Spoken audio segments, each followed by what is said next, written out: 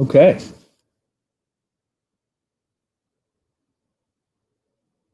Howdy. Just gonna jump right into it. The United States has been around for over 200 years. In that time, we've had a lot of presidents: good presidents, bad presidents, presidents who led genocides, presidents who bombed innocent civilians, presidents who propped up slavery, presidents who led us into horrible wars we couldn't afford and didn't need to be a part of. And if Donald Trump had been born into one of those eras, or if one of those presidents were here, if their roles were reversed, facing the same problems that face those eras, it's possible that Trump would be worse, and that whoever that is would be better. Um, it's at least possible that he wouldn't be the worst president in U.S. history. But Trump was elected during an era where the decisions that we have to make have global and potentially permanent consequences. And because of that, his poor decision has greater weight, rocketing him to the forefront among our nation's bad presidents. Our nation's cavalier attitude towards the problems facing our planet as a whole is troubling and harmful. Trump has gutted the budget of the EPA, he's rolled back pollution standards, he's relaxed enforcement against illegal pollution. Early in his administration, he silenced the EPA, neutering their ability to warn the public of impending crises. And perhaps most grievously, he's withdrawing from the Paris Agreement. No president in history has threatened mankind to such an extent, because no president in history almost has had the ability to threaten mankind to such an extent. This is not about one race or one nation or one community. This is mankind as a whole, the planet we live in, and that all the species we share this planet with. This planet is unlucky that Trump is one of the only presidents that it happened to be Trump in this position that could take this title of worst president. Because he's making the decisions in the era he's making it, the scope of his bad decisions will stretch far beyond anything we've ever seen before. Okay. Well, I'll have a rebuttal for you on those specific points a little later. Looks like some of my evidence won't be necessary, since you opened up with a little bit about past presidents and some of the things that they've done. So it looks like we're going to talk about the environment a bit. But let me start with my overall view from the con position here today. Is Trump the worst president in U.S. history? My answer is we can't know that, so we must reject the resolution. I draw your attention to the word history. This resolution asks that we judge Trump against other presidents from a historical viewpoint. The discipline of writing and studying history is called historiography. Because history is the context of the resolution, we should judge it on a historiographical criteria. Quite the word. One thing nearly every historian agrees on is that historiography requires events to be in the past. Furthermore, recent events are very difficult to put into perspective, especially when trying to make value judgments about them. No respectable historian would pass judgment on Trump's presidency while he is still in office, especially as he has not even been in office for one full year. Consider the things that he has not done yet. He has not passed a budget.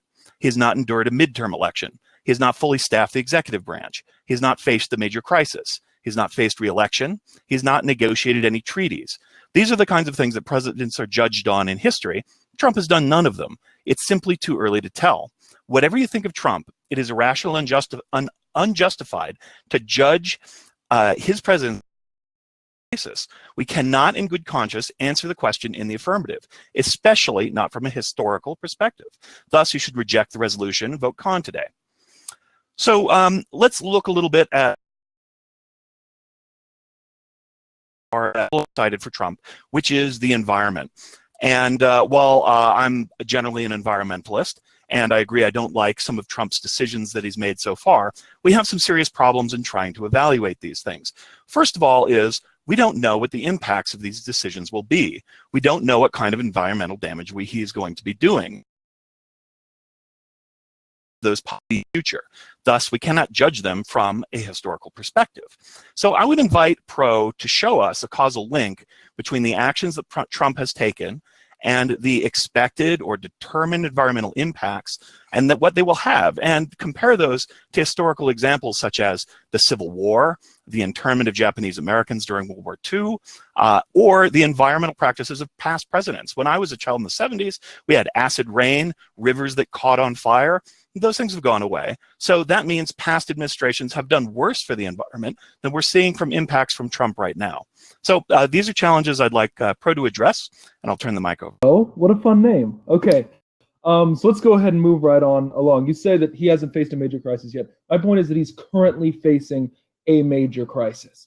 And it's not the first environmental crisis that the world has had to tackle. You know, as you pointed out, a few decades ago, we had issues like, For example, the ozone. And at that time, the UN had a treaty with universal ratification, the first treaty they ever had with universal ratification, called the Montreal Protocol of 1987.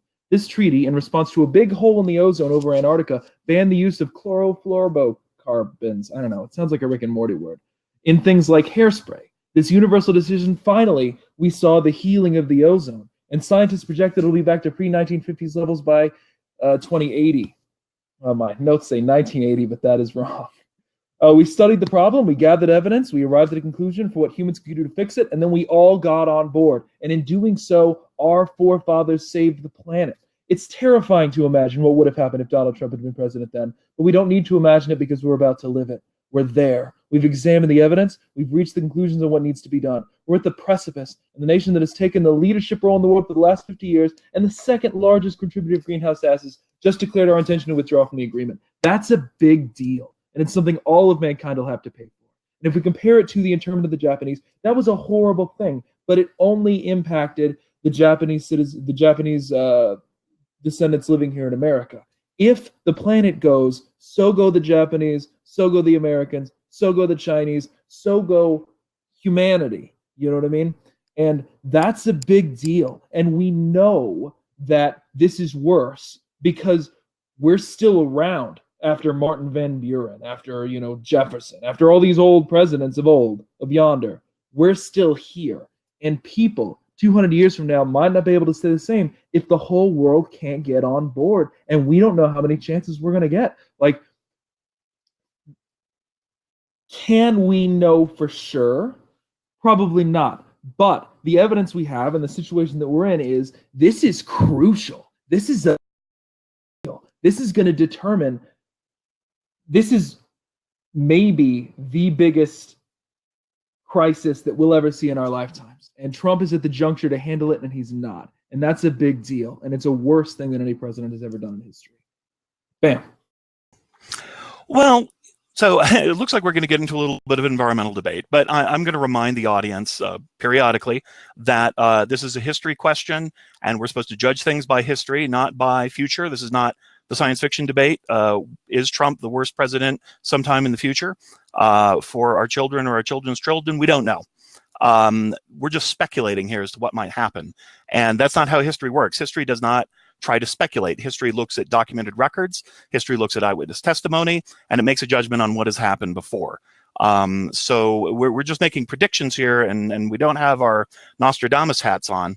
So I'm going to engage in this discussion about the environment because I like to have meaningful back and forth with my opponent. But he's really going to have to do some work in order to pin this on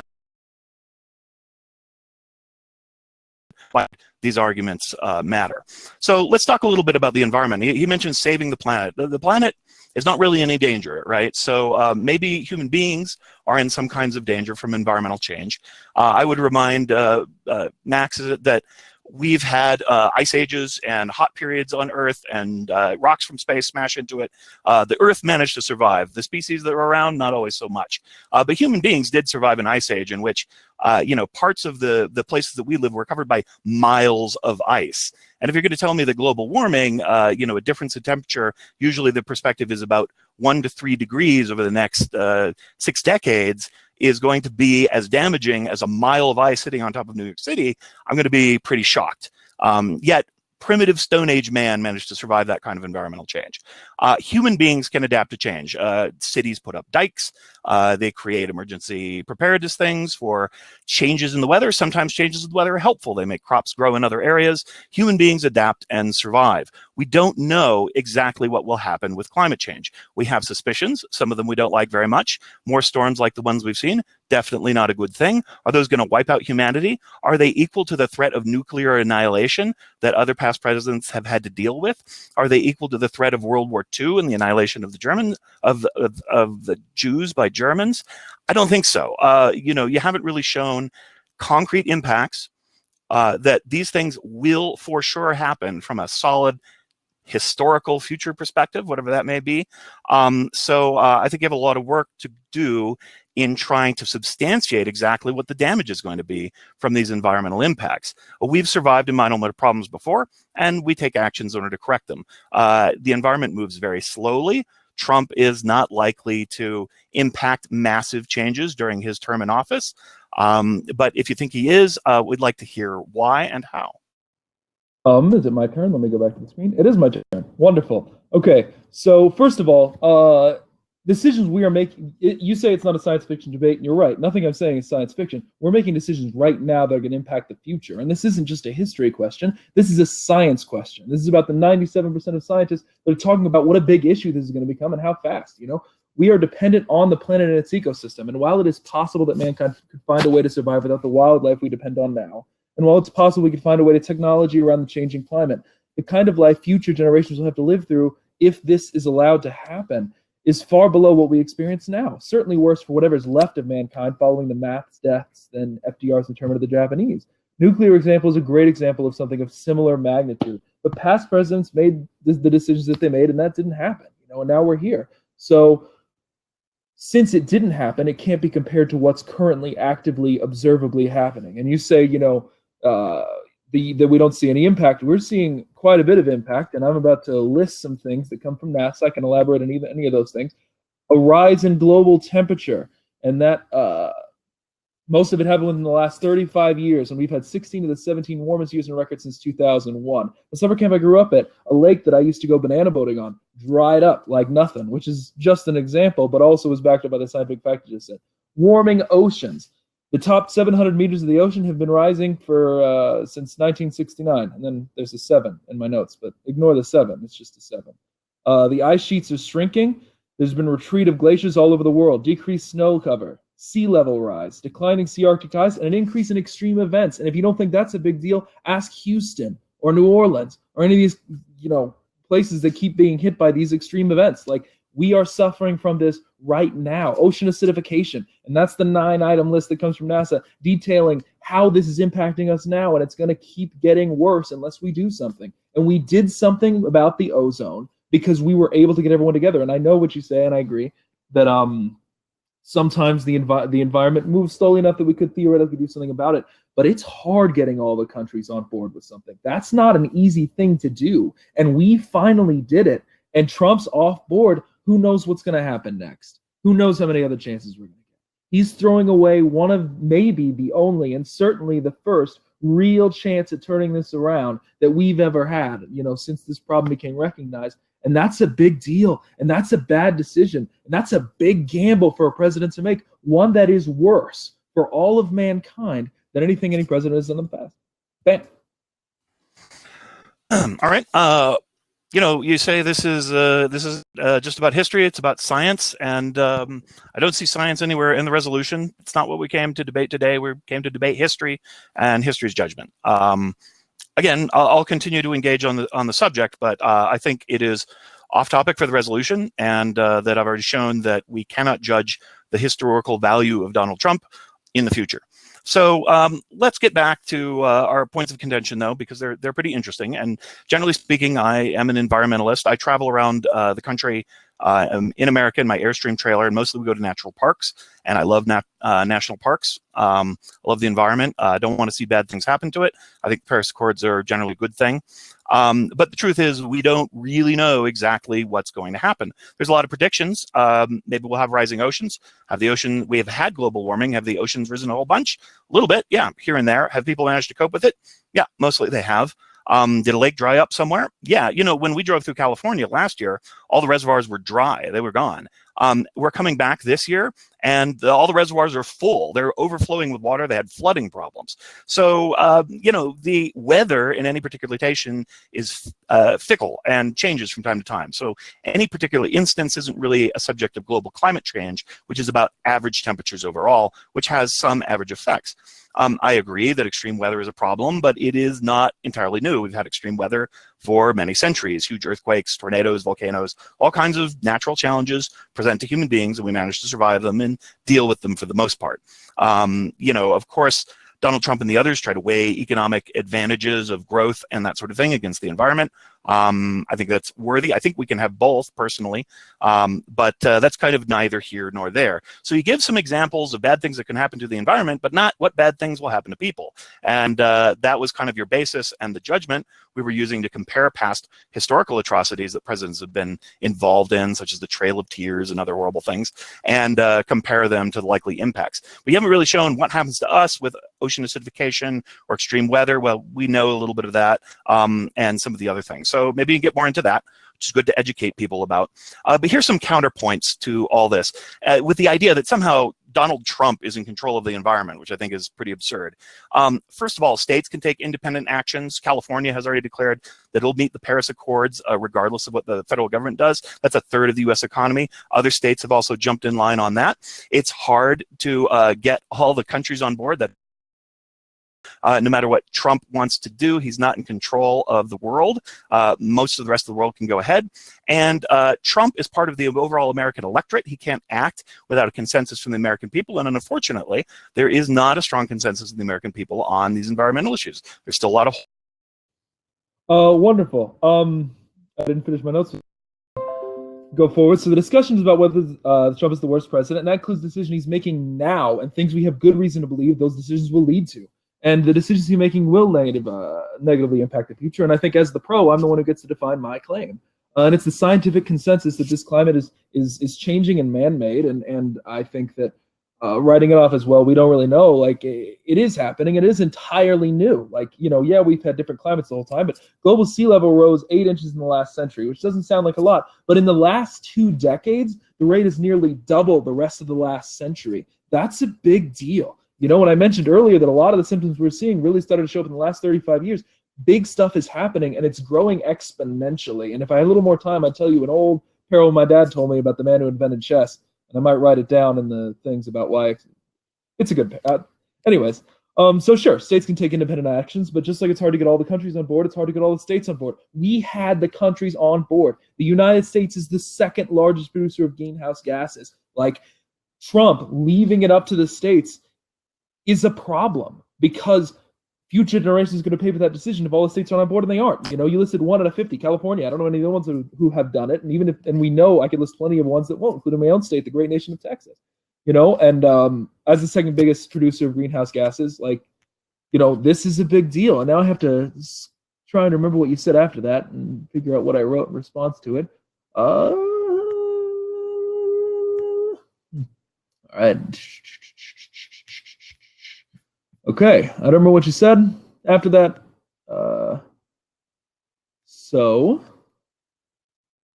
I have a little time, and I'll lose it if I send it over. So I'm just going to keep scrolling around and hope that I find it in time to do a little something here. These are the noises I make when I scroll.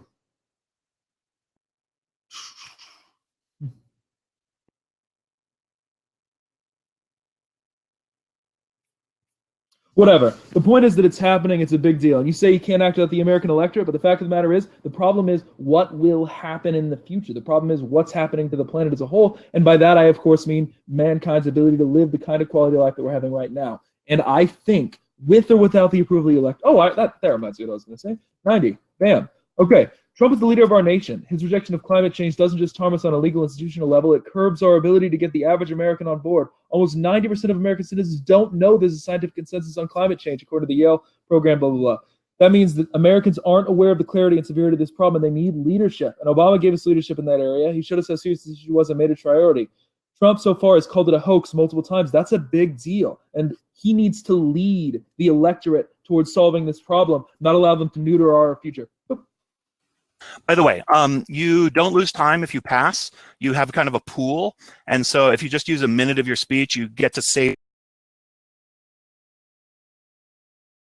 So if you get stuck like that, it's always good to just pass over. You can kind of collect your thoughts, unless you don't want me to pad out more stuff. So just so you know. Okay, so let's talk about these things a little bit.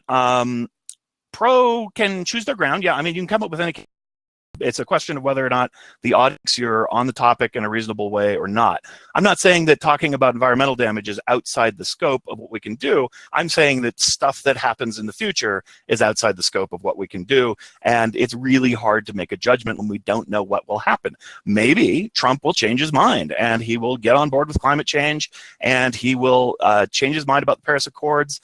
Who knows? We don't know because it's in the future. Again, that's a problem. He's proven to be a pretty fickle guy, and he does change his mind and move his positions around. So we don't know what'll happen. Maybe he'll have an epiphany at some point, and then he'll change his decision, and we'll go the other way. We can't know because it's not history.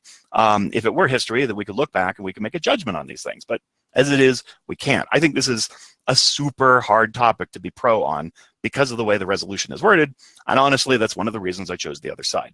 But again, I'm willing to argue we still haven't heard very much about what the actual human impact is, what kind of damage it'll do to our society, how many people's lives will damage. I think presumably we'll all agree that these things are possible, but in order to judge them against the history, we can't know, and we don't know. And also, because it's in the future, Trump may do some amazing, incredible things.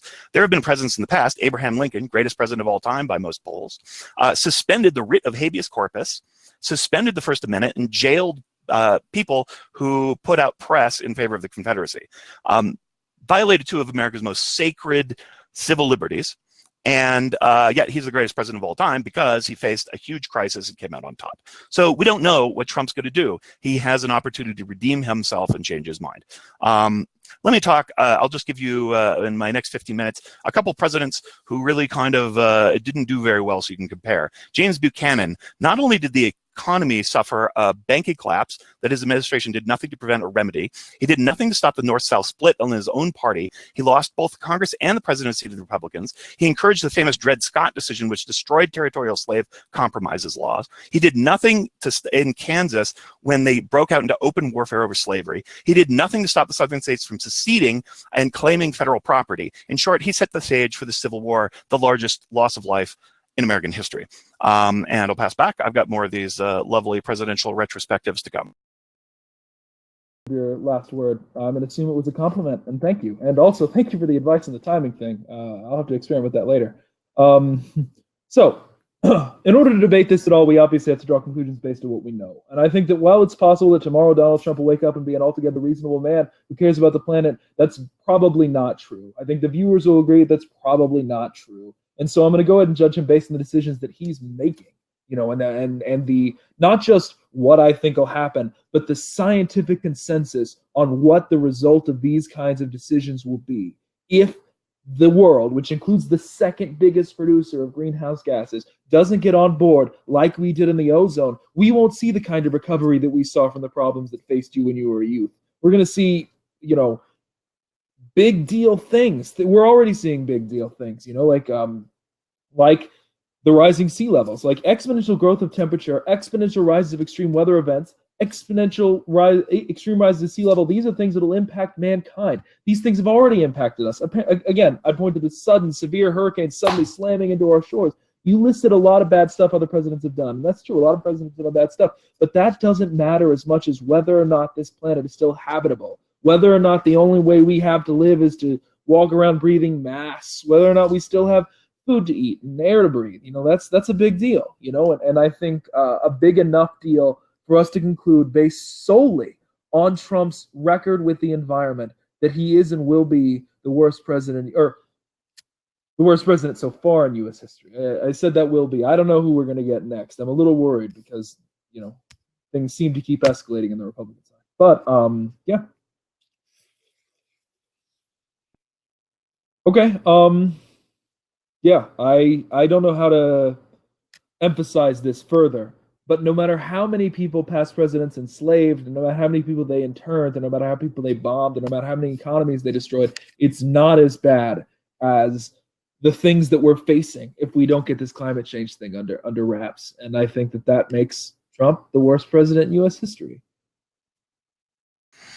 Yeah, I don't know. Civil War, we lost an awful lot of lives, more than every war combined up until, I think, Vietnam it was. And, rent the nation asunder, destroyed the economy for the most part. Well, not so much in the North, but in the South. Led to decades of Jim Crow laws and other horrors because they didn't follow through on Reconstruction, which brings me up to Andrew Johnson, who's a one-term president who gutted the Reconstruction efforts, appeased the South by consigning Black Americans in the South, pardoned nearly everyone who was involved in civil war, and only managed to avoid impeachment by Congress by a single vote. That stuff is pretty bad. We know exactly what happened. We still don't know what exactly global warming or climate change is going to do to us as human beings, our civilization, our individual lives. Were the hurricanes caused by global warming? Answer is we don't really know. We know that the predictive models say that increased intensity in storms is likely, so it's certainly possible, but we can't say that for certain. As we look back in time, the more historical perspective you have, the better you're able to judge. Not that I'm saying we as a people, as Americans, should simply give Trump a pass and wait to see what horrible things happen. No, we should use our voice. We should speak out on what happens in the future. But this is not a referendum on climate change. That's not what the topic is. However, that's what we're spending all our time talking about. This is Trump the worst president in U.S. history? And to judge that, we should take a historical perspective. And a historical perspective strongly says that we cannot look into the future in order to make these judgments. Let's take another look. Jimmy Carter, this one's for you conservatives out there. He started funding the Mujahideen in Afghanistan, which is the root cause of much of the Islamic terrorism we see in the world today. He also experienced massive inflation during his single term and an economic recession at the same time. He alienated Iran, leading to the hostage crisis, which he repeatedly bungled any resolution of. He only served one term and ushered in a sweeping wave of victory for the opposition party, aka the Republicans. So that's something they might like him for. But overall, he's considered a terrible president from a historical point of view. Nice guy, love him to death, but not a great president. Warren Harding was notoriously corrupt, restricted immigrations from any but the northern European countries. He instituted high tariffs that disrupted trade, set economic conditions that led to the Great Depression, and was a single-term president who left office in general disgrace due to the Teapot Dome scandal, in which his secretary of the Interior got jailed for taking bribes. And then we have George Bush Jr., turned budget surpluses into record deficits, set policies that led to the crash of 2008, led us into two wars that are still going as a U.S. intelligence policy. Pass the mic to you. Hi. Okay. So let me go ahead and just lay this out there. The Civil War is not as big a deal as the future of mankind as a whole. Jim Crow is not as big a deal as the future of mankind as a whole. The oppression of all the people that Americans have oppressed is not as big of not as big a deal as the future of mankind as a whole. Funding extremists in Afghanistan is not as big a deal as the future of mankind as a whole. Restricting immigration, which by the way Trump is also trying to do, not as big a deal as the record deficits, not as big a deal as the future of mankind as a whole. A president could destroy America, and it wouldn't be as big a deal as the future of mankind as a whole, which is what's at stake here. Right now, the president, and we are in an era where we, the people, and the people we elect, are going to make decisions that will determine the future of mankind as a whole, that will determine the kind of world your children and grandchildren and great-grandchildren live in. That's what's at stake. And that is what Trump is risking. And it is a bigger deal than anything we've ever seen. It is a worse decision than any decision ever. That decision by itself is the worst decision ever made by a president in U.S. history. That is withdrawing from the Paris Climate Change Agreement. It is so bad. It is so far beyond what's acceptable. And I'm going to go ahead and see how this timing things work. And I'm going to go ahead and end it right now. Boop. I got three words. I'll just say this. I don't think the future of mankind as a whole is in the hands of Donald Trump. You haven't shown us what is going to destroy us all, destroy mankind, who, as I said, with primitive tools managed to survive a mile of ice on top of where our major cities are. The kind of scenario that's at play. And Donald Trump does not have his finger on the button. He does not get to determine the future. There's a lot of other people in the world who are going to make those decisions, and we'll deal with people like Donald Trump. I can't see you anymore, by the way. Anyways, although I guess it doesn't matter because it's anyways, I agree. Mankind might survive it. I said that earlier in the debate, but the quality of life will substantially decrease if this continues along the train that it's continuing along. And I think well, you only had 30 seconds worth of stuff, so it's not a lot for me to respond to. So I'm just going to go ahead and wrap this up in kind of a conclusionatory wrapper here. It is true that we don't know what the future holds. And it's true that we can't say for sure everything that's going to happen. But here's something we can say for sure is that this, we're going to get hit with more and more hurricanes. That's a scientifically established mathematical truth, is whether or not each individual hurricane would have happened otherwise. We are going to get hit by more and more devastating hurricanes, and we're already getting hit by more hurricanes than we've seen in the past if this continues. The sea level is going to rise. Places like New Orleans are just going to be underwater, and the temperature is going to go up, and all these, we're in the biggest mass extinction since the destruction of the dinosaurs. Like, we depend on this stuff. We're not some island that exists independently of the rest of the universe, the rest of the world. Like, this is a big deal, and Trump's decision is going to determine the future of mankind. And so he's the worst president. Vote for me.